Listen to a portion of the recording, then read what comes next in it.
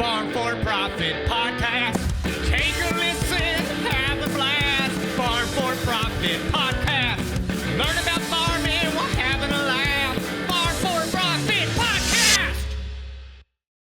Hey, listeners, welcome back to the Farm for Profit Podcast. You got Tanner here. Dave's here. Corey's here.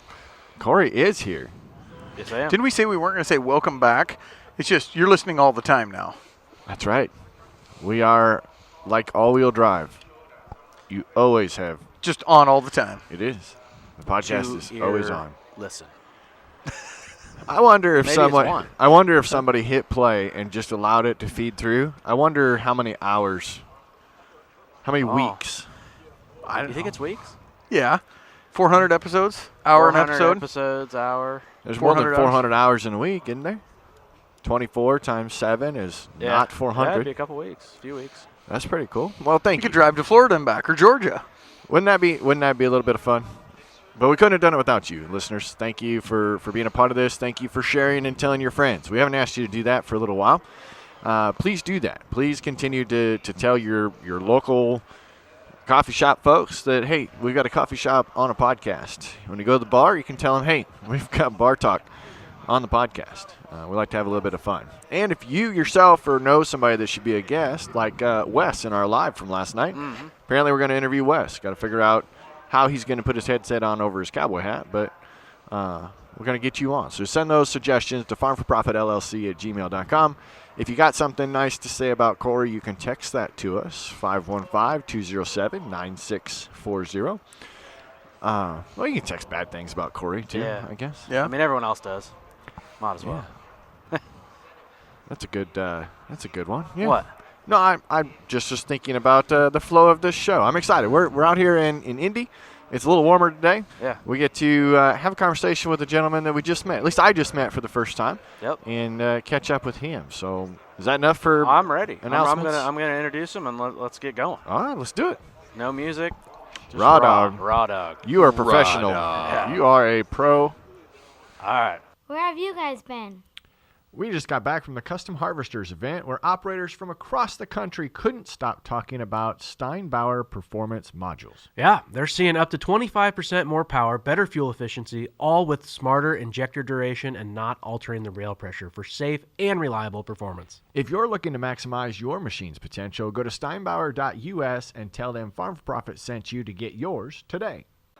Today on the Farm for Fun show, we are back in Indy at NACADE, and we meet up with Tony Reed's long-lost brother. That's exactly right. Just kidding, just kidding. They just have the same last name. This man is a multiple state NCGA winner. He prides himself on growing large yields on a budget for profit, where he grows wheat, cotton, corn, soybeans, and he is also a dedicated husband, father, and social content creator. Please welcome from Alabama and Tennessee, kinda, Mr. Eric Reed, the crop critic. Yeah, thanks, The guys. crop critic. Thanks Yes. for having me on. It's a pleasure. First podcast ever. Yeah, So, Eric was nervous. He's like, Mr. Content Creator, Mr. TV over here. He came up to me and goes, how does this work? You know, what are we gonna do? And I'm like, dude, it's just like a conversation like we had at the bar last night. You know, Yeah. It's no big deal. So Eric, welcome to the show. Welcome. Thank you. Thank you. I did leave a couple things out. Like I just hinted that you were a TV star. Yeah, that's correct. As well, what was going on? What was the TV show? Yeah, so this thing all evolved. And the first year we set out for these high yields, and we smashed some records right off the bat. We went 329 bushel in Tennessee, and we broke the dryland record in Alabama at 318 bushel. And the following year, Corn Warriors reached out to us and wanted to have us on the television show. So I sort of agreed to it, and it was good. It got my name out there on the forefront, and I didn't take a lot away from the show because I felt like a lot of it was fabricated, and I don't go along with that type of deal. I am who I am. I try to be very transparent with everything we do, all the way down to the end of the year, the books, each crop we grow, here's our profit, and here's what we made, and I'm very transparent with everything. So let's back way up to when you were brothers with Tony, and When they were, they're not brothers anymore. It was fun. What's little Eric look like? I mean, how'd you get into agriculture? Was the family there? How'd you get into it? What's the tie? No, I didn't grow up into ag. I worked. My family owned a cattle farm. Okay. So that's ag. That's kind of agriculture. Yeah, but nothing row cropping. Okay, fair enough. So while I was in high school, I went to work for one of the largest cotton farmers in the area. Okay. And I worked for him for 15 years, and woke up one day without a job. He had actually went bankrupt. So I was the farm manager. Okay, I run the day-to-day operations. None of my keys would fit, not one door. Wow. I was totally in the dark. Woke up one day without a job. So it was kind of a humbling, eye-opening moment to where, what do we do now? So he was gracious enough to, I was already farming 200 acres, but I was paying him machine hire. And he's like, what do you want to do? I was like, well, I don't have a lot of choices at this moment. He's like, well, if you want to farm, I will take you around to these landlords, introduce you, and maybe you can pick up some of their land and take over from there. And we done that, and I went from 200 acres to 1,000 acres overnight. Well, that's a good opportunity. Well, the only problem was the growing pains of the equipment. And that was a huge, huge hurdle to ever overcome because I didn't even own a tractor. So I had some equipment out there to overcome, and we overcame it. And I ended up marrying into the family of another large cotton farm. Okay. And my wife, Erin, she owns a cotton gin in our little town of Elora, and we gin 37 to 56,000 bales of cotton a year. They just rebuilt it, built a brand new from the ground up gin. Her grandfather built it in '72. It was a 51-year-old gin. They revamped it this year and doubled the output of it. And we have two kids, Madison, which is a senior in University of Tennessee, and Owen, which is a junior in Lincoln County High School. So, we got some great kids, and they also help on the farm, but they also see our struggles. Because when the cotton gin is running, it's running 24 hours a day, 7 days a week, okay? We farm and run a gin. It's a family-owned gin, not a co-op gin, so it's family-owned. So they may see us work all day in the field, go lay down in the bed at night, the phone rings at 1 o'clock in the morning. We have to get back up, put our pants back on, go over to the gin. May stay over there an hour. We may stay over there all night, go straight from there back to the field. This may happen for 2 or 3 nights in a row. It may not happen for 2 weeks. But the kids see that struggle of that balance of working ourselves to death, basically. And my daughter, she is going out to be a vet. Yeah. And I told her, she's one of them that's always, here's her goal, and here she is. Mm-hmm. And I told her, I said, baby, I never want to see you back here to run a cotton gin. You are put on this earth to do something good. Go do it. I don't want to see you back here. Now, the other one, he will build a house next to our house. Okay. Now, why is that? Is when the goal is here, he's here? No, that's my daughter. My son is right here. He doesn't. He's very humble, and he's very quiet. And like if he was standing here, he would stand here and not talk to you, Corey, but he would listen to you talk to me. Yeah. And then he would gauge you. Okay. Of what type of person you are. Then if you were a decent person, he will talk your ears off. Huh. But if he gets a bad read off you, he won't have anything to do with you. He's just that type of person, you know. He's very humble. So I don't know a whole lot about cotton, but I do know that they make cotton pickers down in Des Moines, Iowa at the John Deere works there. Huge, huge machines, millions of dollars, and they go out. Now, when you're talking a gin, you're talking like separating the seed from the cotton, right? So that's the thing. Up north, they don't understand what a gin is, but a cotton Except gin, for basically, a really it's tasting liquor. It's very simple. It separates the lint from the seed, okay? And the way it does it is, of course, nowadays we have the rolls, okay? Okay, yeah, a bale. And each roll will have about 4.5 to 3.5 bales in it. What I mean by bales is 500-pound bales. Okay. Okay, you have to break it down into 500 pounds to be able to sell it. Now then, they can't hardly be over 550, but they can't be 450 because everything in the cotton ginning process is USDA stamped. Oh, really? Yes. When they put that tag on the side of that bale, that tag goes with that bale to its final destination until it is spun into yarn. And I had the privilege of touring the National Cotton Council deal and seeing all that process. And we actually saw some of our bales in their warehouse, and that was pretty cool. That would be neat. It was really cool. But when the cotton comes in, of course, it goes through a couple of drying processes. Same way with grain. We use propane. Okay. We dry the cotton down to a certain percentage, and then we clean the cotton. Okay. The cotton's clean, then it falls down into the saw head. What do you do to clean it? Is it a water wash? Is it? No. It's all done with air. Okay. Air and propane, and it goes through some stick machines that beat all the sticks and burrs and all that crap out of it, and then it falls down into the gin stand, which actually separates the seed from fiber. The seed falls down in the floor. It is then blown across the road into 4 warehouses let's back up. There are 4 seed houses. Okay. And the seed houses have tunnels in them with a huge fan on the end because it's like anything else, it'll go through heat. So we have to blow air on them to keep them, from combusting. And then the seed is sold to dairy farmers up here. Yep. We keep 10% of our seed to a local dairyman right next door. The other 90% comes up here. That's the value in ginning, is the cotton seed. Oh, really? We don't charge the farmer for ginning. We just keep your seed. Okay? And we sell the seed for the ginning. But anyhow, the lint then goes through a lint cleaner, which cleans it again, and that gets all the fine particles out. And then it's shot up to a condenser, a battery condenser.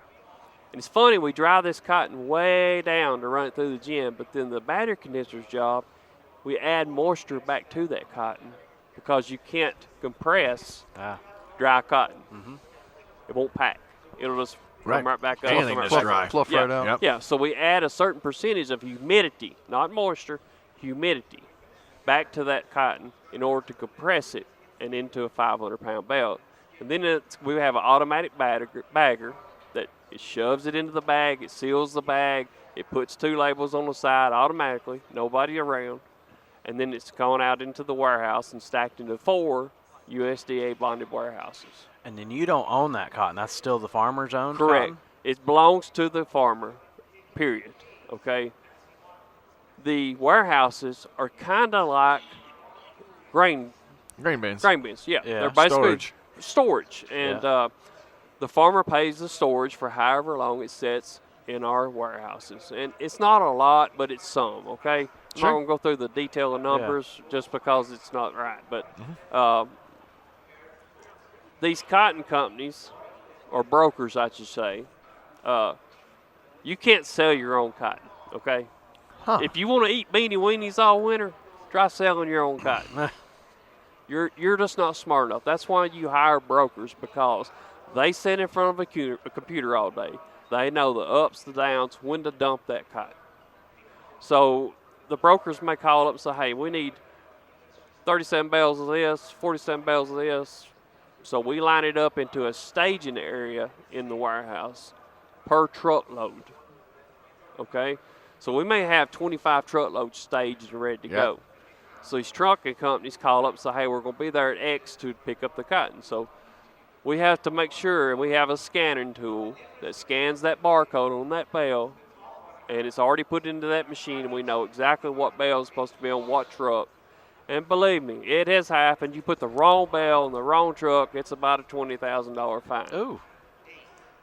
So that's why we I'm have gonna spit my coffee out. That's why we have the scanner, okay? Okay.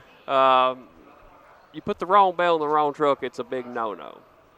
Because the cotton company has to trace it down, find that bale, dig. You put 96 to 97 bales on a trailer truck. They're stacked in there like cordwood to get it on there. Wow. And then you have to bring that bale back to the gin. It's a big, long process. So are they selling weight? You're Like, selling weight. So 550 pounds. Can you add more humidity, as you said it, to get a little more weight? Well, see, that it's got to be within 500 pounds to go out our door, or we'll get penalized. It's got to be a 500-pound bale. Yay or nay, 10 pounds outside, And that's why you always have the man on the press will be constantly adjusting Sure. to keep it in this range to where you don't get penalized. How many people But does like that he take? said, I mean, if you got 17% moisture corn and you can deliver it someplace without getting docked, Yeah. you get paid more than Cotton's 13.5%. totally different. Okay, so it doesn't matter. It doesn't matter if Doesn't you matter. have 12% moisture It cotton doesn't bale. matter. It doesn't matter. And that's the thing is, I've always fussed at my father-in-law, which owns and operates the gin, but I'm like, you need to penalize these farmers that pick wet cotton.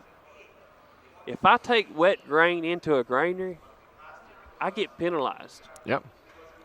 They're bringing you wet cotton. You're having to burn more propane to dry it down. You should penalize these people. Well, it don't work. I was like, yeah, it does work that way. I couldn't believe that you make money off the seed and a little bit off of the storage. I figured the cotton gin was like the co-op, was like the ethanol plant. They bought your cotton. Yeah. And then they Yeah. made the margin on the resale. That's Yeah, fascinating to know it's yeah, not. It's totally different, and that's the thing is a lot of people up north don't understand the cotton concept, and cotton intrigued me from day one that you could take a seed, drop it in the ground, 7 months later you can pull a fiber off that plant. That is mind blowing. Well, to me, it was mind-blowing as it's a tree. Yeah, If it you- is. If you don't kill it, it keeps growing. Yeah, like down in Really? It's a tree. You take Mexico, South Texas, you can actually cut that plant off at the top of the ground. It will actually put right back out and they'll grow another crop. Huh.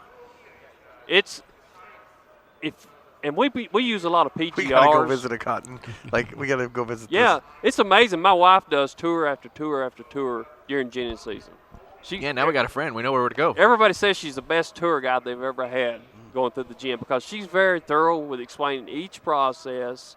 She does it for the high schools, for the senior citizen clubs, for all of some legislative people have been through there. Just some higher people that's been through there. Country music stars have been through there. It's crazy because they don't understand where their clothing comes from. Sure. And we always say don't wear polyester, but polyester's in everything. It doesn't matter. It's in everything. And it's sad to us, and I've always fussed about this deal with cotton. And you got to understand, cotton is our cash crop. This corn and wheat and soybeans, that's a bonus. Cotton's the breadwinner. Cotton is the breadwinner. I was just about to ask, why do you do the corn yield contest if cotton's the ticket? People ask me about cotton all the time, and I sum it up in one sentence. Cotton buys farms. Period. So why not just grow all cotton? Well, about 8-9 years ago, when grain prices were jumping up there, Yep. you got to understand, when you go east of us, just maybe 10 miles, it's grain country. Okay. Down here, it's all cotton country where we're at. All the grain farmers, when the grain prices skyrocketed, they started giving the spiel to our landlords that cotton is hurting the ground, it's causing erosion, da-da-da-da. We were losing ground at a high rate, so to speak. Mm-hmm. And the only thing about cotton is when you cut the stalks, it's like soybean stubble. You can see the ground. There's not a lot of residue. Yep. So you can visually see those eroded marks or you can see the bare ground, so to speak. Mm-hmm. And they were giving this spiel that we were so hard on the ground. Well, after I started growing corn, I was like, you bunch of idiots. We put way more fertility under a cotton crop than a corn crop. We put back more. And so I bought a bunch of grain equipment, started growing corn. First year out of the gate was miserable. I had never, okay, let me back up. We plant cotton to the first knuckle, Right. no deeper. That's pretty shallow. Yeah. So I've never stuck a seed 2 inches deep in my life. I was on the phone. I was texting, like, are y'all sure? Are you sure? I've never done this in my life. I wore out 4 or 5 diggers, wore out my fingertips, digging. So the first year we made like 180 bushel.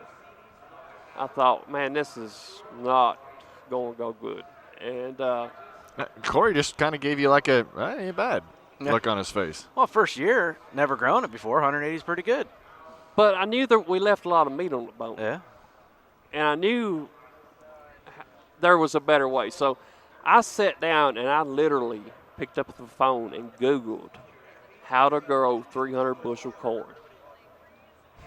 And I done another meet and greet last year at the Commodity Classic, and I said that, and everybody laughed at me in the room. And then I went. And they all went back and Googled it. Yeah. And then I was like, look, guys, you have the biggest researcher in your pocket. Yeah. Everybody has a $1,000 iPhone in their pocket nowadays. I'm talking the crackheads back home have got $1,000 iPhones. I did find 2 flip phones last night at the bar. You did? Yes, yes. Jason introduced me to one. Yeah, Yep. I was very. But interested anyhow, in we Googled how to grow 300 bushel corn. Of course, you know, people like Randy Dowdy's going to come up. They pop up. And then there's a corn school that popped up. And then, of course, David Hula pops up. Farm for and, Profit pops up probably. No. Yeah. Tanner Alston's been his coming. But this was before you guys you are guys. killing me. This was before you guys, okay? Yep. So, yeah, I started doing some research. And when you go to trying to grasp those kind of yields, nobody wants to work with you. You know, I went through 3 agronomists in my shop. When I pitched the idea that winter, the first agronomist come in, I was like, look, I want to compete in NCGA. I want to compete in Tennessee. I want to compete in Alabama. And I want to try to break down some doors. There's no way that's possible. I said, well, you're fired. Hit the road. So I call another one. Same thing. I said, well, hit the door. The third one, I was like, here's what I want. He's like, yeah, I'm game. Let's do it. And we sat down and we come up with some plans. And I showed him what research I had done. And he honestly told me, he's like, Eric, your ground's not ready for 300 bushel corn. Okay. And he was so fresh to me, he didn't understand that I'd been using chicken litter for 20 years. We have an abundance of litter in our area. We are surrounded by chicken house after chicken house after chicken house. And so I have my ground in great shape. And the first thing is when you're growing high yields is we try to pick a kernel that'll cover up a dime. Okay? Big seed. It's not about how many kernels you can put in the truck. It's how big the kernel is that you put in the truck. Okay? It's more weight. So we started off with 2 or 3 varieties. Then you got to figure out plants per acre. Corn is all, I relate back to math a lot. Okay? Math doesn't lie. Period. That's why it's so valid. Math and common sense. So I could pretty much sit down and figure up 18 kernels around, 46 long, how many plants per acre will I need. So we normally plant our high yield plots, and you heard me say plots, okay? Yep. We don't segregate a field and say this is a plot. Now, we know our ground is so rolling, it's not consistent like you guys, that we have to pick the bellies. Okay? What we do is we know where the heart is in these farms, and we call them the plots. Okay? And in those instances, we'll run it up to as high as 38,000. Now then, if you're going to plant 38,000 population, you better have food for 38,000 or it's Right. going to fail miserably. Mm-hmm. Now, our average production will go 32,000. And a lot of things are going to change this year, and we'll get into that later, but we're talking about high yields right now. Yep. So, like I said, we started at 38,000, and we started implementing things like in-furrow, 2x2 on the planter.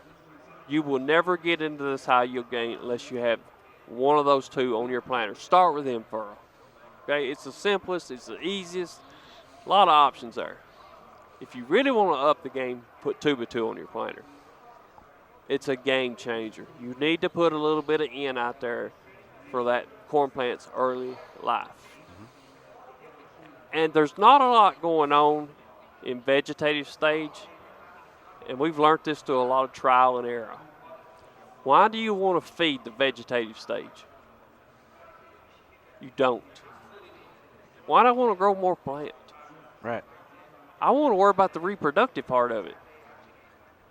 So we started taking a lot of things away from the vegetative stage. We found we were spending money where we didn't need to spend it. So we started pocketing that, saving it for later. We get the corn plant up. Let's back up. We watch the weather forecast, okay? And I'll be sitting in a chair out front of my shop and see these Is plants. that one of Tony Reed's weather forecast? Yeah, I love his weather forecast. But we watch the weather forecast, and I'll be sitting in a chair out front of my shop, and these planters will be ripping up by the front of our shop, and I'm surrounded by 6 or 7 great farmers, but they'll just be running like their tails on fire. And I'm sitting in a chair just patiently waiting. And what I'm waiting on is the ground temperature to get consistent. Consistency wins the high yield game, no matter what it's weather or the next steps that you do. Consistency. How consistent can you keep that corn plant? Happy corn plant, big yield. Taking notes, Dave. Uh-huh. I was wondering how I get 2x2 on my planter, but I haven't figured it out yet. Oh, we could get that figured out. I just need you to hear the patience that you need, because as soon as Dave sees 2 people out in the field, he's calling me. We got to do something. It's hard. We got to It's get out there hard. and do something. You say that all the time. I don't feel like No, I was. As soon as we got back from Commodity Classic last year. Hey, it's so hard that my wife will take the keys. Because she knows. She'll take the keys from the tractor. It's so hard to be patient, but I'm telling you. I'm gonna order you one of them key rings that has a key that fits everything, so that way she can't screw you. It's so hard to be patient, but it pays off so big, because when you get that corn plant planted at the optimal time, it comes up screaming.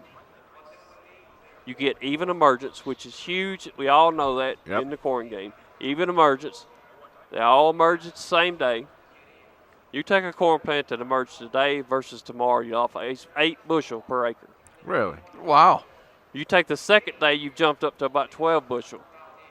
The third day, you've got almost 20 bushel per acre. Why is that? Because you take one that comes up today versus tomorrow, guess what? This one's a weed. Competition. It's all about competition. That's why I said, so this last spring in Iowa, we had such a crappy planting season. I had 10 days difference in emergence because this corn sat wet and cold for so long. Oh. And I was like, I did not give it any merit. I did not think yield was going to be that good. It was okay, but it was actually very amazing the yields that we had for how ugly it was coming up. I mean, I thought if precision planting and all these high yield guys that got any merit to them at all, this is going to be 100 bushel corn, but it just shows how much potential was probably there. And there's been some instances to where we get to rolling pretty good, and all of a sudden a cold front comes up on the weather plant. Yep. We shut it down. Stop. Never, ever, ever plant in front of a cold front. So I'm going to preface this and say, you have a little bit of advantage in the south. You have a little bit larger window to plant, right? Yes. Plant and harvest. Yep. Up in the north, we can grow a crap ton of corn, but we have to weigh our. You have to weigh your options. Yeah. Do we need to? Can I put it in now, or does it look like it's going to be 10 days before I get back into the field? Once we got rain and that crappy stretch, it was April 26th. And after May 1st, we start losing some yield potential. It was the end of May before, it was a month before we could get back in the field. But the farm that we actually shut down on and then start back the day after the cold front, because the ground temperatures start to rise. Okay, we start directly after the cold front. Yeah. You're talking 210 bushel, 300 bushel, same field. That's why we shut it down. Yep. You shut it down. Don't do it. It's. You've all heard the term of what is it when the water rises in the corn plant and then sets there. There's a term for it. I can't remember. Inhibition. Yeah. Yep. That's what happens. Yep. You get that water into that seed and it's cold, wet. It doesn't like it. Yep. The yield dictates it. So, we get that corn plant up and we spray it at an early stage to get that herbicide out of that plant before it hits V5, because we all know what happens at V5. It determines how many rows around it's going to be on the cob. Yep. So you don't want any stress whatsoever on that plant at V5. Now then, we've played with some stress relievers. One of them's Terramar from Agerson. I think there's some merit to it. We've played with some of that stuff. We have seen some amazing stuff out of it when it gets very hot in the south where we're at, as far as stress getting off the plant. But keep that stress off at V5. And then we just sit there patient and wait and wait and wait and wait. Of course, everybody's side dressing by now around our area. Sure, it's easy. It's the corn's going. Yeah. Yeah. And what I mean by side dressing, some of them are slinging urea over the top. Some of them are running liquid. They're running like their butt's on fire. We're still being patient. Hard to hold back, but we all know you can Google the nitrogen curve on a corn plant. Oh, yeah. We all see that it's flatlined through the vegetative stage. At V10, it spikes. So what we've found is we run wide drops on our sprayer. We wait till about V8, V9. Then we go out with our 32%, not 28, 32, and we add our own sulfur to the equation. And the reason we do that is when you buy 28, you're buying water. I'm not buying water. I can make 28 in the parking lot. Yeah. With just a few chemicals and some water and 32%. So we buy 32 and then we add that sulfur, and that way I know I'm getting the sulfur to nitrogen ratio correct. When you're competing for these high yields, hoping doesn't win you these trophies. I wondered if you're going to say that. You've got to know. You got to know you waited to the right optimal time to plant that corn. You got to know you kept that stress off at V5. You got to know you hit that mouth of it opening for nitrogen. You got to check them boxes. And I actually have a checklist that I carry around with me every day. Yep. Check, check, check. What's your sulfur source? We go with agro liquid products, Access Sulfur, and like I said, we pour it in each mix. We don't pour it into the big load. Yeah. Every sprayer load, we mix our proportions there, get that correct, and then we go out. And the thing is with those Y drops is the next morning, the first drink of water that corn plant takes, it uptakes some of that N that's laying right there at its root ball. We've seen it time and time again. And what we're doing is we're utilizing every bit of that N. It's not getting into the Mississippi River. We're getting it into the plant. And you got to remember, all these liquid products we use are 100% plant available when they hit the ground. And I tell people all the time, we start off with our soil samples at the beginning of the year, and I guess I should have started there, but, if I asked you to come down to my town and I took your GPS away and you didn't buy no road map, could you get there? Oh, no. No. Nope. So our soil samples are our road map for the year. And basically what I'm looking at is pH, and base saturations. I don't care nothing about the P and the K and the N. I want to get my pH correct, and I want to know how much nutrients can I hold at one time in that soil. Everybody don't even get, some people are down in there, they don't even get the soil samples down to the base sats. They get what they call a class 1 or class 2, you know. Mm-hmm. I'm like, guys, get the base sats. That's where it's at. That tells you how much nutrients you can hold in your soil at one time. And they're like, well, I've never heard of that. And I'm like, yeah, well, you have now. The Farm for Profit team is heading to Denver for the Commodity Classic, and we'll be at the Sukup booth each day. What will you be doing there? Check out the schedule and come hear about all the new offerings from Sukup, from the new groundbreaking grain monitoring software to the traditional top-quality steel solutions. Once again, Sukup's motto of store now and profit later is proving that having the right grain storage system pays off. Whether you're upgrading bins, dryers, or grain handling equipment, Sukup has you covered. Visit sukup.com to learn more and see you out in Denver. So where'd you learn this? Research. Yep. Research. I mean, it's every bit of this is on the iPhone that I'm telling you. Every bit of it's on the iPhone. You just have to be willing to sit down, dig through it. Yeah, there is some stuff out there that's false, but there's a lot of merit to this stuff as well. You know?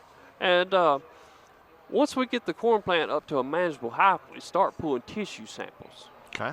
And nobody in my area has ever heard of a tissue sample. I get the deer in the headlight look every time I ever mention it to somebody. And I'm like, guys, y'all can have all the fertilizer in the world, but if you're not getting it into the plant, you've got something tied up. Yep. And the only way to know that what's tied up is you've got to pull that tissue sample. Now then, we're not pulling the tissue samples to try to correct a problem. Because guess what? That problem's done happened. Yep.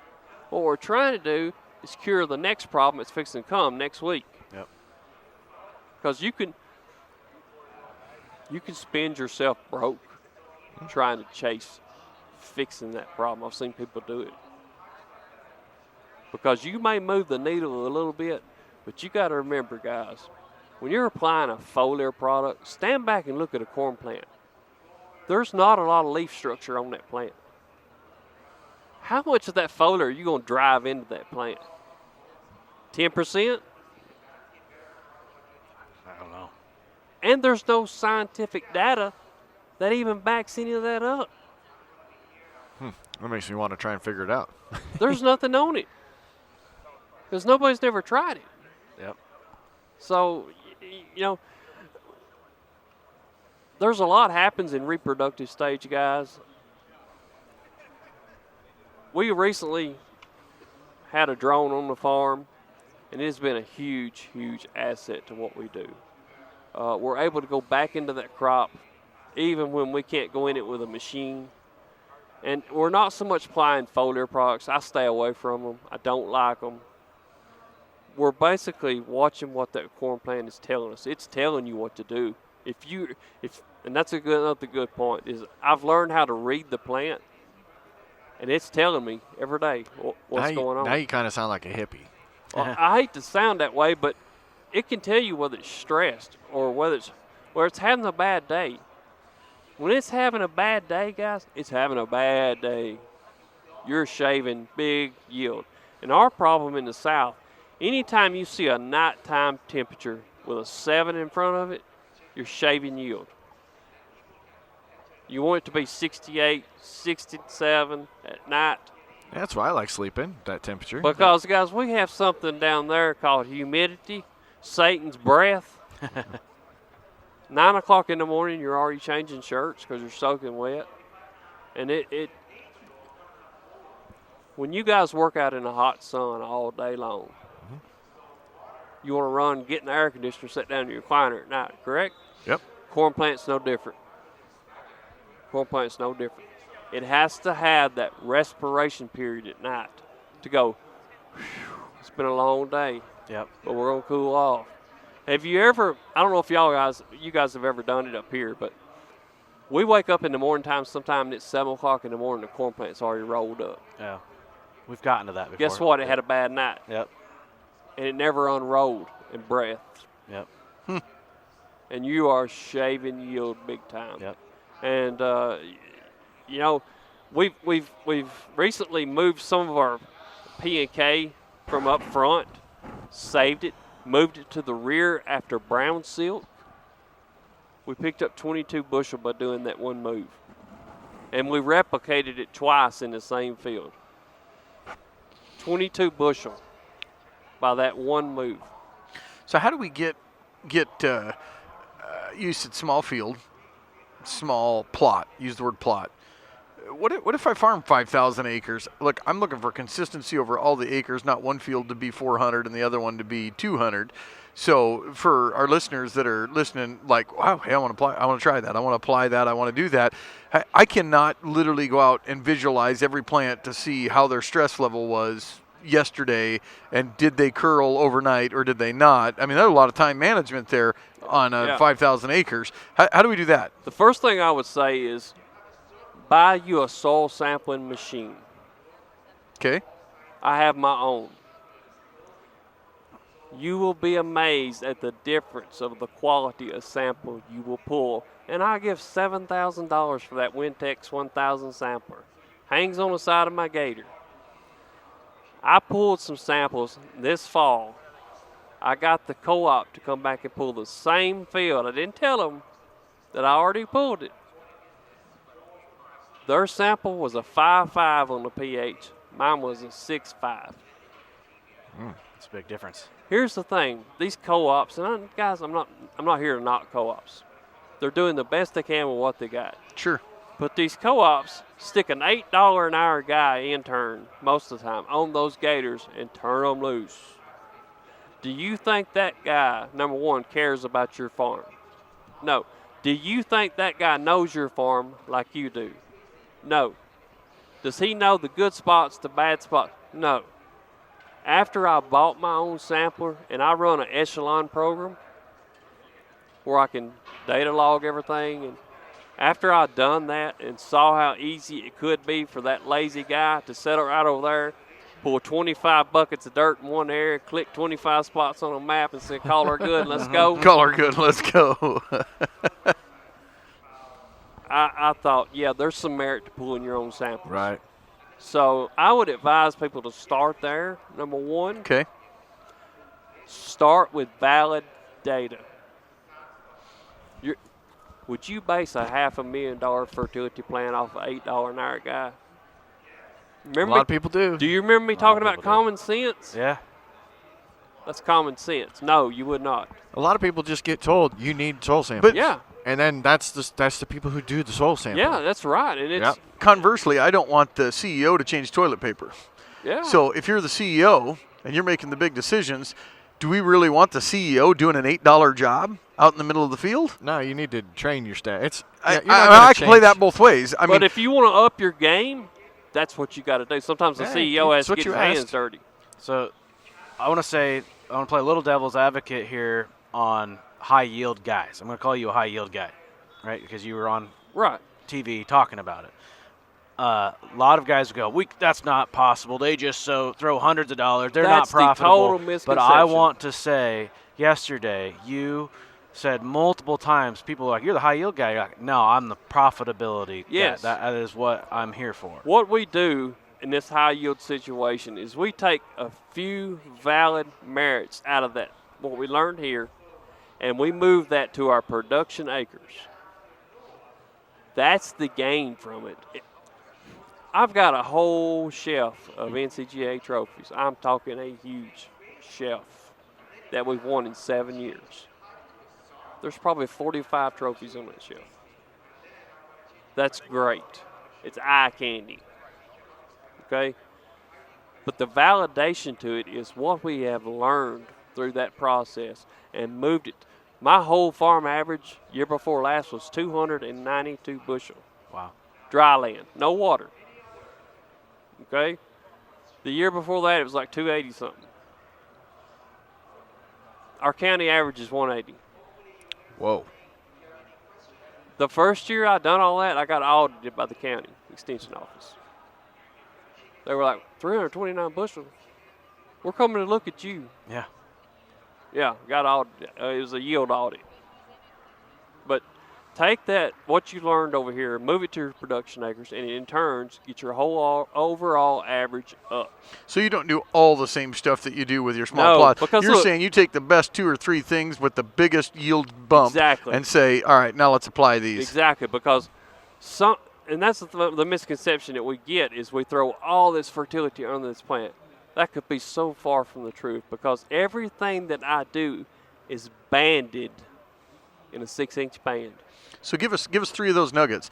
All the production guys that are on here that don't have a plot, or maybe the small guys that don't have enough to have I a plot think he because kind of has. He has said planting In-furrow, date. okay, in-furrow program, a 2x2 program. got it. That's Number 1, huge. Patience. Don't feed it. Timing. Don't feed it too early. Yeah. Don't feed it too early. Stress at V5. Keep it off of it. Wait to V8 before you put your nitrogen down. Don't care what anybody else says. Do you feed a baby with its mouth closed? Why are you going to throw all this in down there when the corn plant's not got its mouth open? Because it's when I got time to do it. Yeah, correct. And it sucks, guys, to be patient, but patience is key, and it's hard. And you know, when we first started doing this for the first couple of years, I was the black sheep in the community. No. They were like, you know, he's banging out these big numbers, making us look like fools, da da da. Well, now they've actually started calling me up. Can you help me? I'm like, yeah, sure. You know, even though I was the black sheep, yeah, Right. sure, I'll show you step by step. I'll give you my whole playbook. Yeah. You know, I don't mind it. And, you know, and in turn, there's a lot of life lesson values been taught out of this corn stuff. Patience being one of them. And also the patience of reading that crop. And, you know, we're going to get to the YouTube part of it here in a minute, but the reason I named my channel The Crop Critic is because I'm the biggest critic of my own crops. I will literally, in the afternoon, when it's cooled off some, get in a Jeep with no doors on it, drive to the cornfield, walk out in the corn, try to read what it's telling me, you know, look at the roots, look at the bottom leaves, see what they're telling me, because you can look at bottom leaves and tell a whole lot about a corn plant on what it's lacking as far as nutrients. I will be crying when I come back out because I have went in there, tore myself apart about what I've done wrong. Because I know what I've done right. I know the things I've done right. I'm going in there to look for the things that I've done wrong or made mistakes on. And I keep good data as far as years past of what we did wrong or timing incidents that we missed. Because corn planting is a lot about timing. When you hit this timing marks. And also, guys, I've got great people under me. Yeah. I'm well affiliated with people in Extreme Ag as far as Temple Roads and Chad Henderson. He's right next to me. You know, they're just a phone call away, and we bounce ideas off each other all the time, you know. Me and Temple both done the 15 to 22 bushel increase deal by moving the P and K the same year. We both saw the exact same yield change. That's pretty validating. Yeah, he was like, "You done it too?" I was like, "Yeah, I done it." He said, I said, "I saw 22 bushel." He said, "No, you did not." I was like, "Yeah." He said, "We saw the same thing." Yeah. Corey, this is like a marriage, right? You go in with the wrong timing. You might come out of that room crying. Yeah. I just imagine a trailer for his YouTube channel of him walking into the cornfield, but he needs a dreaded wig on, get that whole hippie, and then come out crying and just fall to your knees, praying to the corn gods. I'll come I back in just the needed door and one I'm more just so day. upset. You know, my wife's like, "What's wrong with you?" I said, "You don't even want to know." You want to know? And Corn called me fat. I was going to say, Corey called me fat. it's got nothing to do with anybody else except for the corn's been talking to me. So have you been able to take what you learned in this process of corn and take it to cotton or wheat or soybeans? We've actually played with soybeans a little bit. Cotton and soybeans are just alike. They're lazy creatures. They don't do a lot of work. And what I mean by that is you can't apply something and see a result. It's not like corn. When you put something down, you see a result. Okay. Beans and cotton do not do that. They're lazy creatures. Yeah. But what we did do in beans, and this is pretty amazing, we set out to win the bean contest. And this is the first year. Same year we went 329, 318. I said, we're going to go for the beans too. Of course, everybody thought I was crazy, but we done it. We set a record. I think it's like 90 bushel. Okay. AgriGold validated it, got a plaque for it, whatever. But we planted those beans, and I always heard about burning them at the 5th trifoliate. Oh, yeah. Okay. So we let the beans get up, and the 5th trifoliate comes around. I get a bunch of cobra. Mm. So I go in there. It's 85 degrees during the day, okay? boy. Oh, Jesus. So I mix blazer, cobra, crop oil, Yeah, a little heated up. Extendamax, and we go out there and we hit these beans at 85-degree temperature. I got phone call after phone call after. What did you do? You tank mixed something wrong. Yeah. No, I done exactly what we intended to do.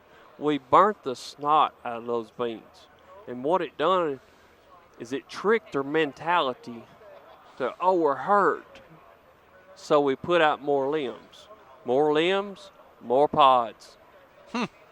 I've seen guys take a cultipacker and try to get the same effect, but it doesn't work. You end up damaging some of the beans. The chemical burn is the best. Now, the thing is you can't hardly find cobra in my area or blazer, so I had to have it shipped in from up here. But then beans are harvesters of sunlight, nothing more. Okay? We plant them at about 110,000. That's all you need. Yep. They're harvesters of sunlight. We herd them. When we see that first bloom, that's the key indicator, first bloom. You don't want any more stress on that bean plant, period.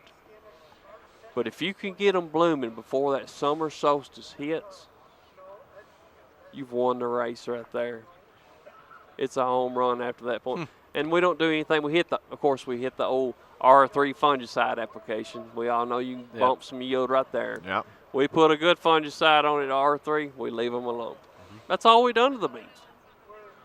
And pulled out a win. That validates your plant beans first, plant beans early. Yeah, we do. If you can race the solstice. And it validates the being patient on the corn. That's it doesn't why I matter it, where you – all right, guys, look. Yeah. It doesn't matter where you are in the United States of America. Okay? Plant beans first. I cannot say this enough. Yeah. You heard me say summer solstice? Yeah. June 21st? Yes. Have them blooming before the summer solstice hit, and you're golden. I'm going to look at my pictures. I'm pretty sure I had blooming like June 7th or 8th last year because I planted them first. You will pull off some of the biggest yields you ever seen. And there's two reasons behind it. Number one, it lets you be patient with the corn while you're planting beans. Yes. That's probably the biggest factor. It lets the consistency of the ground temperature stay consistent. Then when you go into corn, you're gaining, you don't know it, but you're gaining yield in corn. Now then the cotton's just a lazy animal. It don't do a lot of work.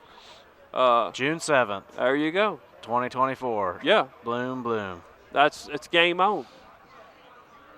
That is actually. Is that Flick the Bean Friday? That was Flick the Bean Friday. That is actually half the battle. Yeah. Half the battle right there. Get that, Kiowa. That's right. But the cotton, we've tried tuba 2 on cotton, we've tried in-furrow on cotton, and we've never seen a response. Never seen a response. So we got away from that. We dropped seed only. You know, we use a lot of PGRs in cotton because, again, like you said, cotton is a tree. Yep. So we have to use a lot, and I say a lot. We'll end up with a gallon and a half of PGRs on them.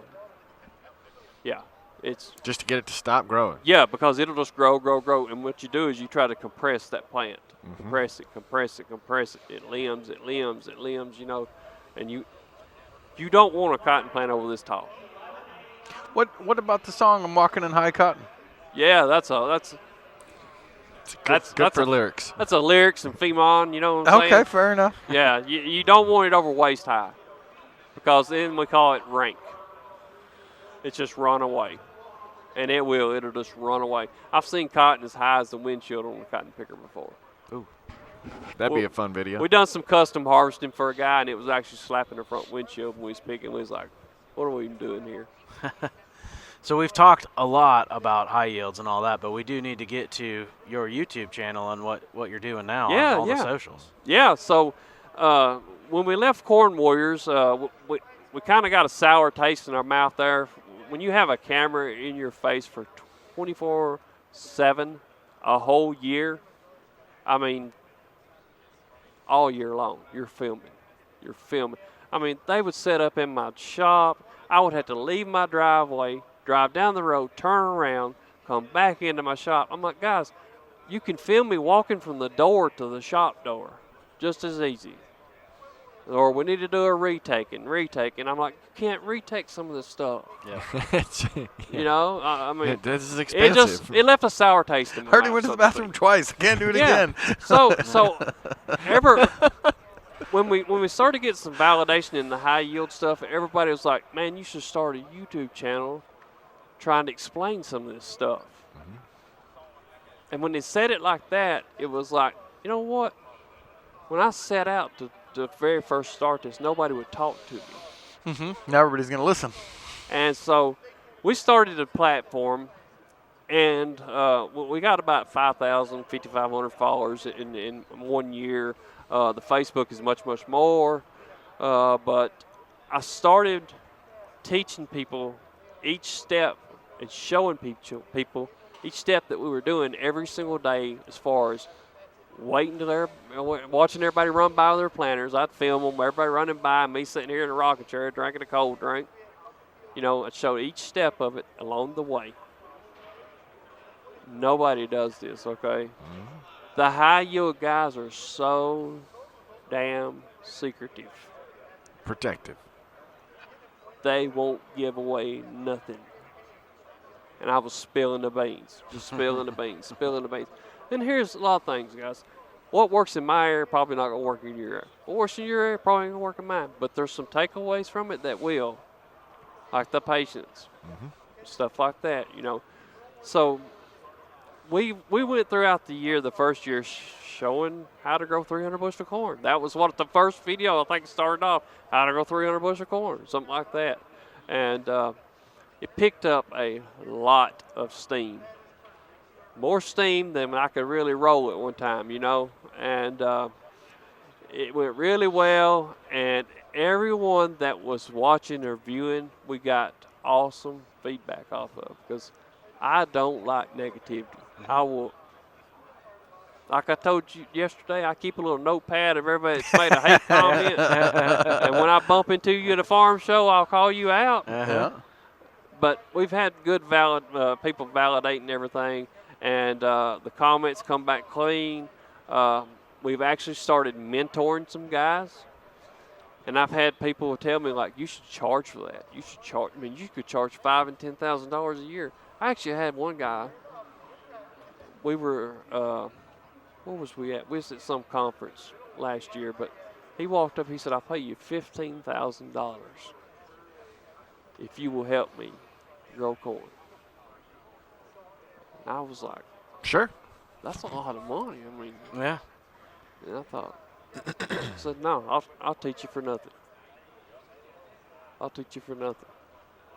Because in my mind, $15,000, yeah, that's a lot of money. But what kind of person would I be to take that guy's money? There's a lot of people that do. Because my channel is all about giving this out freely. I said, no, I will show you. I said, you got 30 minutes? Yeah.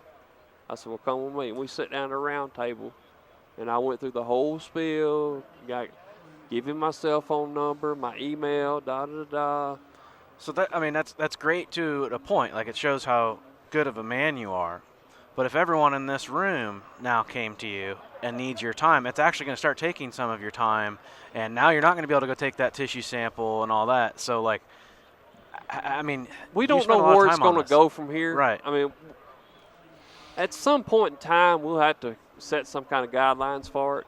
But I really don't want to charge guys. I can't be that guy. But we did talk on the creators deal yesterday. You do monetize your channel, so that's a great way that no one has to pay. Correct. Right? No. YouTube can It's put all in the free. ads. Right? Just watch your stuff. Yeah. They're not paying you. You get a little bit. It's not life-changing money, but it makes your truck payment. That's right. And you know, YouTube. You start an Only Yields account. Only yields. Yeah, exactly. New platform. Corn I mean, in the thong. YouTube- from his cotton gin. From his cotton gin. Only Yields. YouTube makes a truck payment that we have an account through Facebook, which has our tax number and everything. We get paid from Facebook. Facebook has picked up a lot of steam. Yeah. It brings in $500 a month, you know. So but the icing on the cake is all the sponsorships that we get a year. That's the icing on the cake. And what I mean by sponsorships is companies, and I only work with companies that the product works. Yep. I'm not a freaking salesman. I'm a farmer. I'm a YouTube creator. So this product should sell itself, and I only work with those companies that the product works. 100% validated on my farm. It works on my farm. It's repetitively worked on my farm. That's sometimes hard to do. We test it. We have checks. Strip, check, and it works. So that's the icing on the cake. We have $60,000 to $70,000 worth of sponsors a year, you know, that back us. And guys, it costs a lot to do this channel. You don't think about it, but we burn through about 6 or 8 GoPros a year. And I use the GoPros because they're, number one, pretty tough. Second thing, as soon as I plug it in at night, it sends that feed straight to my laptop.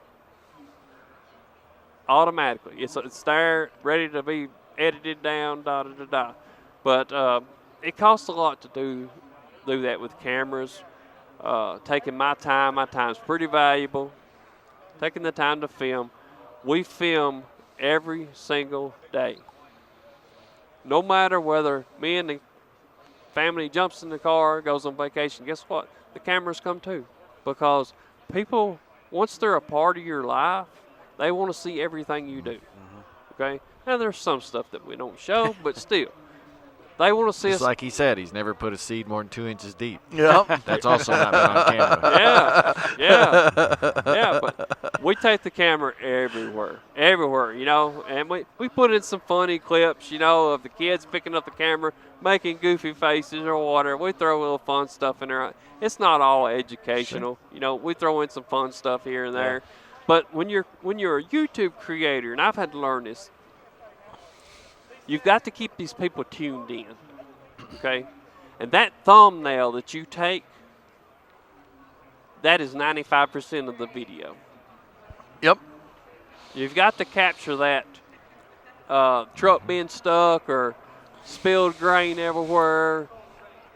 That makes people watch. Junkyard Dig said the same thing. Yep. Hear that, Rachel? Hear that, Rachel? She's not listening. Did you hear that, Rachel? Rachel? Nope. She got her AirPods in. But anyhow, you've got that thumbnail. That's what people first see when they swap your video over. Yep. And we've had some good ones, like we have one dumping chicken litter and was making the neighbors mad or pissing the neighbors off or something like that, you know. And of course, it got thousands of views, you know. Yeah. But yeah, and we, like I said, we started on Facebook, posting about 2 videos a week. And what we're doing is we set the video up on Sunday. So what we're doing is we're keeping people kind of tuned in on Facebook during the week of what's coming Sunday. Yep. Okay. And then at the end of the video, we actually, y'all stay tuned for the next one, or we'll leave them hanging just a little bit to where they watch the next one. Yeah, Taylor Sheridan style. And like I was talking with Zoe Kent last night, trying to help her a little bit. She was asking me some things to do. And I was like, I even took my intro out. Because anytime they hit that fast forward button, you're not getting paid. Oh, really? No. I wonder if we should do that sometime. You want to keep them tuned in, locked in. And also, I took some drone shots out. because most of the time they fast forward through them things too. Yeah. And what I do is I've chopped it up into segments, just sort of bits and pieces of what we're doing, and it kind of keeps them sitting there to where they're watching. And two, about 20 minutes to 30 minutes is all the human being is going to watch. He's going to get up, get him some popcorn, go to the bathroom, whatever. And we have analytics to help us with it too, as far as who's watching the video, what times they're watching it, whatever. And we put the best video in the best slot to get the most views. So there's a lot of what I call science and strategy to it. Yeah, you don't just sling it out there. No. Yep. And I don't want to be known for the guy that's putting out poor content. If I don't think it's watchable, it doesn't get on there. So we have talked a lot about your high yields, now your YouTube channel, but I did notice, before we let you go, I want to hear, you didn't say last year's yield. Yeah. Last year was very, very unfortunate, and we had a natural disaster hit last year as far in terms of drought. We actually quit on the crops June the 10th. We didn't do nothing else. Nothing. That seems pretty early to give up. Yeah, we didn't know what to do with ourselves, because we actually just, and that's the thing, you got to think, I'm a high yield guy, okay? I have never given up on a corn crop. Never. I've always worked it to the end. When I say the end, I mean till the combine hits it. Mm-hmm. We didn't have no ears on the stalk. It was about this high. Some of it didn't pollinate. Didn't even have a tassel in it. The whole farm average the previous year was 290 something. It was 109 this year. The cotton made a bale and a half, which normally would make 3 bales. So it was way off. We didn't have any soybeans. All we had was corn and cotton. Simply because the cotton market was very high. We put 3/4 of the farm in cotton. Glad we did. That way we didn't end up with 109 bushel of corn across the whole farm. We ended up, I had about $300,000 in a savings account put up through the good years, and I'd advise anybody, if you don't put something back through the good years, you better be doing it. I had about $300,000 in a savings account, and it ended up taking what the crops made, the $300,000 I had in a savings account, and I still ended up $180,000 short. You walk through any trade show, any farmer show, and you ask him if he has a contingency plan for every crop him growing failing. He's going to say no. Because I tell you, I didn't have it.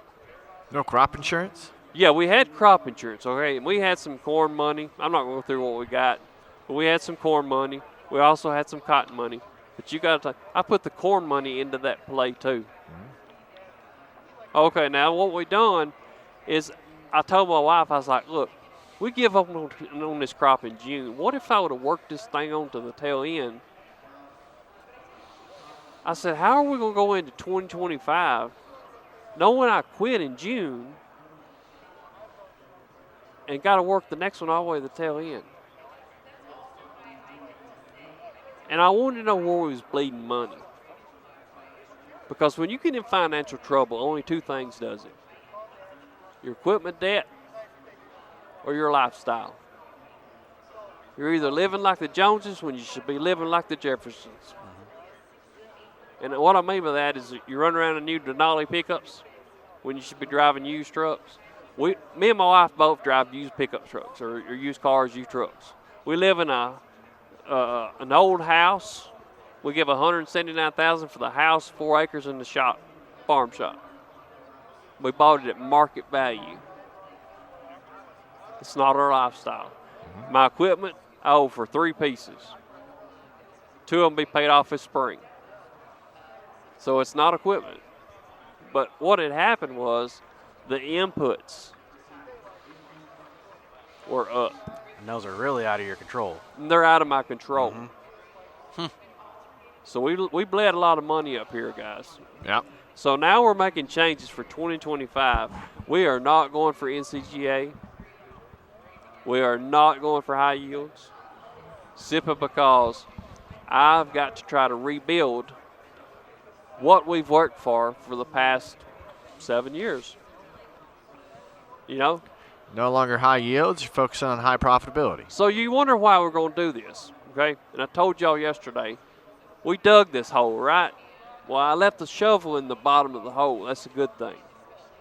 Now we're going to dig around the circle till we work a stairwell to the top. Here's what we're going to do. We're going to go in here and we're going to use nothing but 1034 ON furrow. We're going to drop 32% on the sides. We're going around the edges, the borders of the field, we're going to drop 15,000. Yep. Because why do you want to put 29, 30,000 for the deer to eat up, for the tree lines to weak out and get all the moisture? So we're going to run 15,000 around every field border. Now in the middles, we're probably going to go 25,000 to 27,000. That's going to be about 7 or 8 inches apart. Okay. Okay. If you get the right hybrid, you still have 250 bushel It potential. can still flex. at We 25, we run 26,000. flex hybrids. Yep. Okay. Yep. What I mean by that dude will flex out there. I mean, be long as a well rope. Especially when you get that big of a spacing. Because look, we're normally spacing this stuff like this. Yeah. Yep. So what's our ground going to do when we space it out here like this?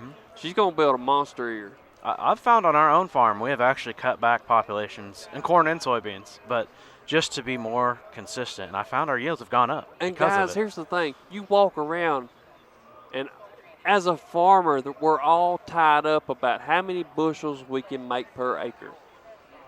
That cannot be so far from what you need to be thinking. It makes right me now. think, NCGA is all about yield. Farm for Profit should have the contest. profit per acre. Yeah, Here's, profit per here's acre where contest. I'm getting at, though.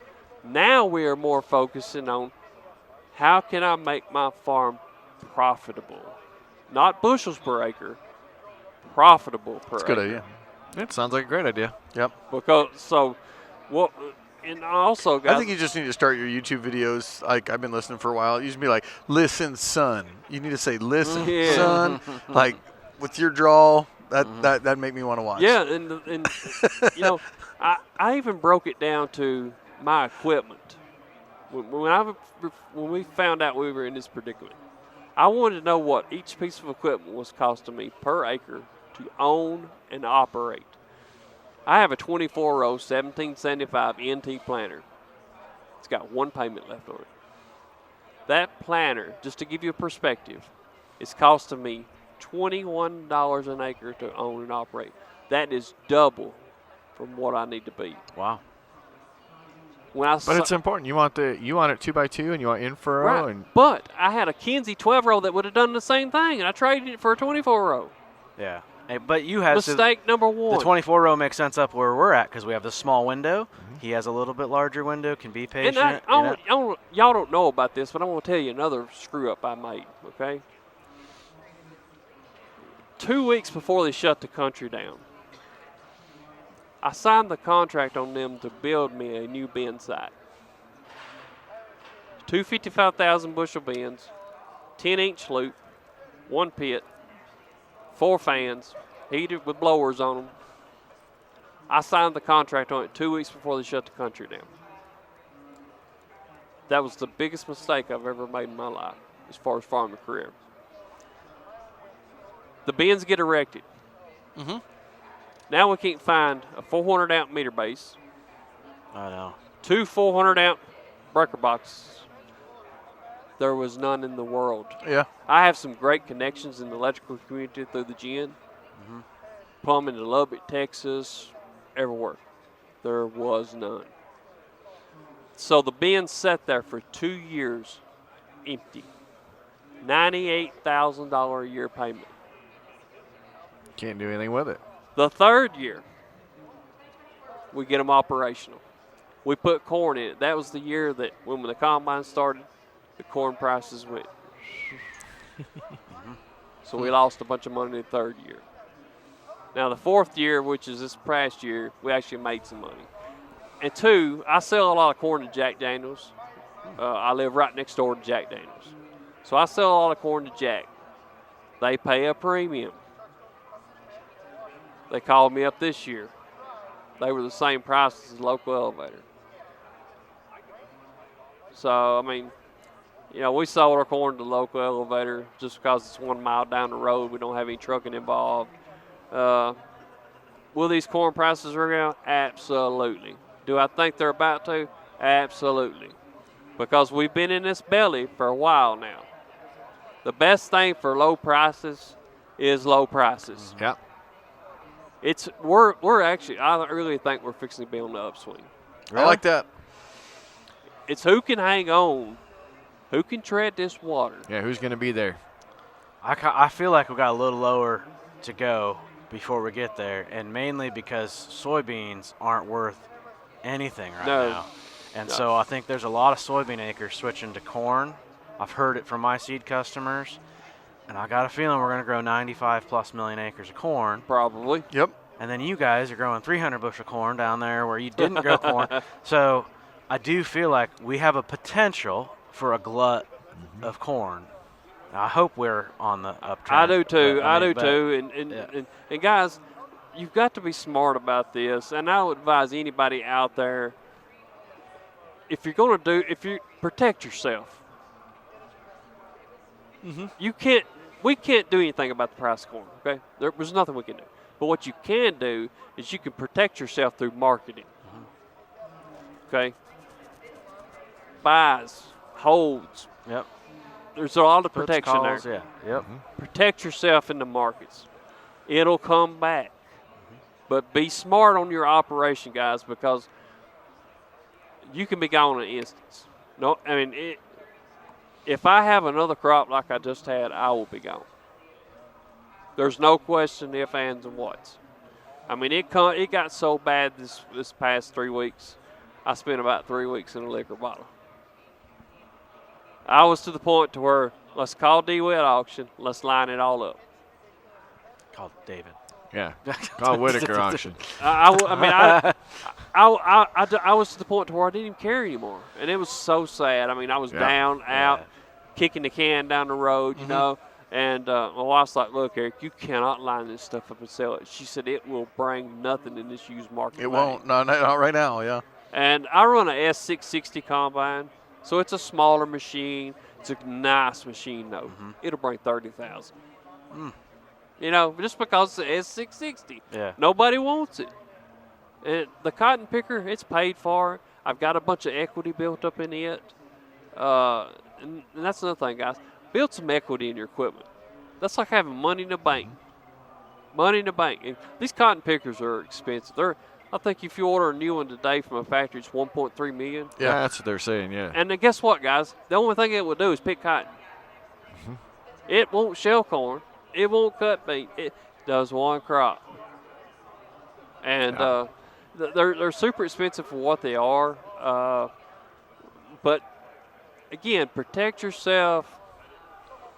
Hang on. Be smart in your decisions you make. Don't try to swing for the fence right now. This is not the time to be swinging for the fence. You have to be very, very conservative, or guess what? You will be a statistic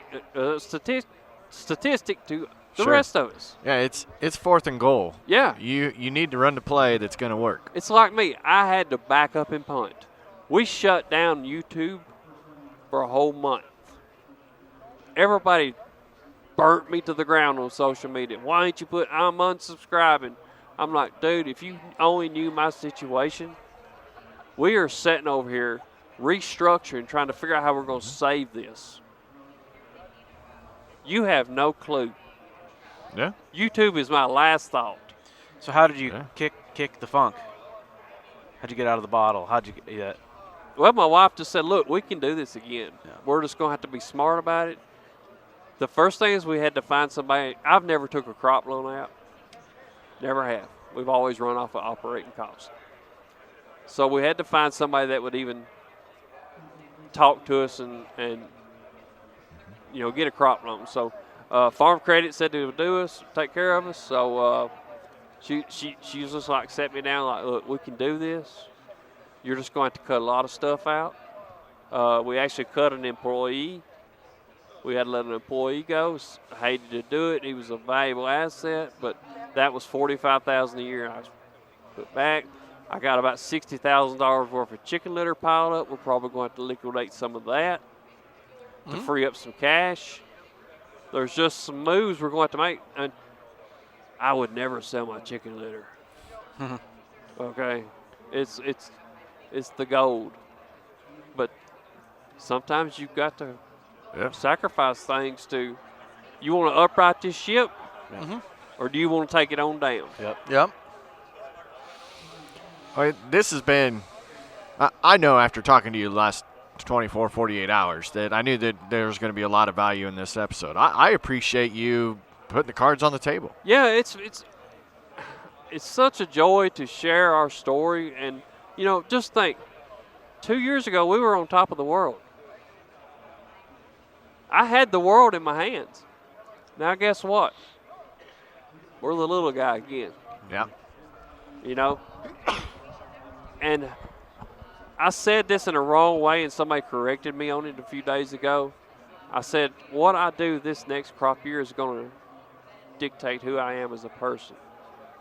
He's like, you have got the wrong idea of that. But I said, what do you mean? He said, what you do in farming is not going to dictate who you are as a person. And once he said it back to me, I was like, you know what, you're right. That's couldn't be no further from the truth. What I do as a person, that's dictated by the good Lord. So, I've got to take my farm out of this hole, put it back up here on the pedestal where it belongs. It can be done. There's going to be a lot of hard knocks this year because I'm the guy that likes to put everything into a crop. Right. I fully load it, but we're not going to fully load it this year. We're going to cut a lot of things out just to try to survive this thing. I think that's good that you said that, because let's say it is another drought and you do have another crop failure and you are done, you're still the same person. That's right. Right? I mean, you're who knows? Still going to figure out something That's else the thing. or whatever. I've started over 3 times in my career. I've started over 3 times. I farmed for a while. Then I owned a construction company. When they bombed them Twin Towers, drove them 2 airplanes into them Twin Towers, I'd like to have lost everything I worked for my construction company.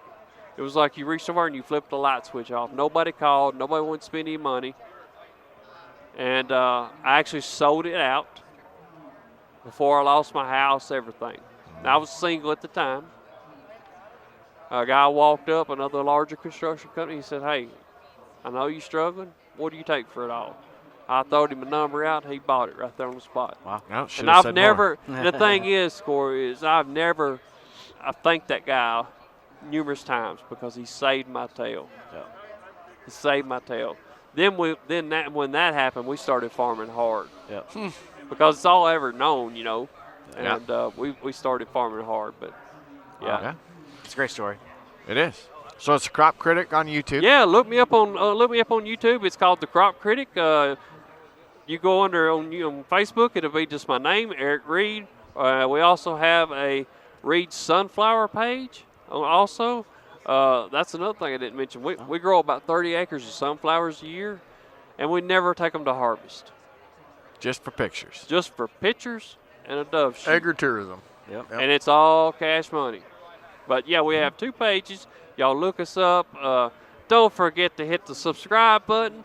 It doesn't cost you a dime, guys. All it does is give you a notification when we put a video out. Yeah. But I appreciate the time that y'all have taken with me. Yeah. And guys, y'all need to check out the Farm for Profit guys.